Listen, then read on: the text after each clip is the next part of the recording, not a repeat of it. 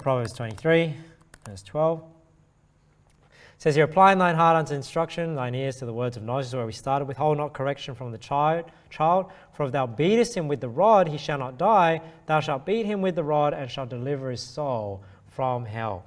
Now, one thing I really want to tell you guys is a lot of people don't know how to spank. And the Bible is very clear, and I think obviously God is infinite in wisdom, that it's very specific why it says you beat them with a rod. Now, number one, a rod is an instrument, right? You don't spank your children with your hand. You know, you're not going to inflict as much pain. Obviously, you don't always have an instrument. Sometimes you got to, sometimes I'll pinch them and try and get their attention and stuff like that.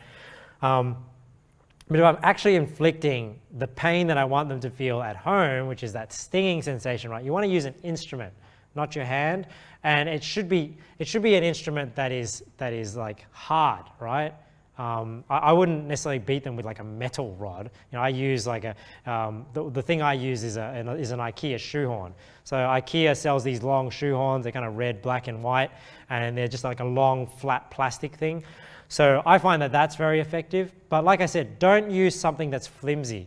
A lot of people, they get this idea maybe from the Americans. Dad takes off his belt and then he whips them with the belt, or whipping them with the hand. You think it's more civil using your hand.